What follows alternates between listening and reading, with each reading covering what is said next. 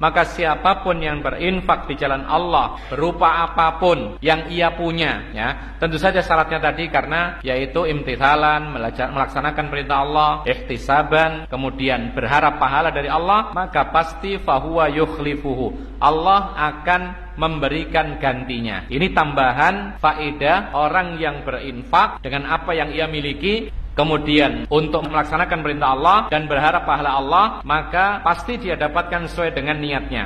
Innamal a'malu binniyat. Tetapi dalam urusan berinfak, berderma, itu ada tambahan manfaat. Apa itu? Fahuwa yukhlifu. Ibadah-ibadah yang lain belum tentu. Kita sholat, tidak ada janji Allah untuk mendapatkan kenikmatan dunia. Tidak ada janji Allah. Karena sholat, maka Allah akan memberi ganti harta benda. Tidak ada keterangan demikian. Tapi kalau berinfak, Allah mengatakan dengan gamblang jelas, fahuwa yukhlifuh. Allah akan menggantinya. Apa yang kita keluarkan di jalan Allah pasti diganti oleh Allah. Dan ini adalah janji Allah. Dan Allah tidak memberikan penjelasan mengganti ini di mana. Maka di sini ada sebuah kaidah, hadful muta'allaq yufidul umum. Ketika ada tidak disebutkan apa keterkaitannya, Allah memberi ganti. Ganti apa tidak disebutkan, di mana tidak disebutkan, maka ini memberikan manfaat hukum umum. Jadi Allah akan mengganti, diganti dengan apa? Tidak dijelaskan. Mungkin bisa harta, bisa. Mungkin bisa benda, bisa. Bahkan digantikan oleh Allah dengan berbagai macam rezeki yang tidak disangka-sangka. Ini konsekuensi perkataan kita mengatakan umumnya ganti dari Allah. Kemudian di mana gantinya Allah ini? Ketika kita berinfak di jalan Allah, lalu Allah menjanjikan ada gantinya oleh Allah Subhanahu wa taala. Di mana? Di dunia atau akhirat? Semuanya umum. Kenapa demikian? Karena Allah tidak menjelaskan dunia atau akhirat, maka kaidah kita hadful muta'allaq yufidul umum. Ketika tidak disebutkan keterkaitannya dunia atau akhirat, maka ini mencakup dunia dan akhirat. Dan itu terbukti. Orang-orang yang pandai berinfak dengan apa yang ia miliki, kesempatan yang ia punya, maka biasanya urusan-urusannya dipermudah oleh Allah Subhanahu wa taala. Rezekinya pun juga mengalir. Tetapi ingat, ketika Allah sendiri mengatakan fahuwa yukhlifuhu, Allah akan mengganti infak dia itu, dunia bisa, akhirat bisa.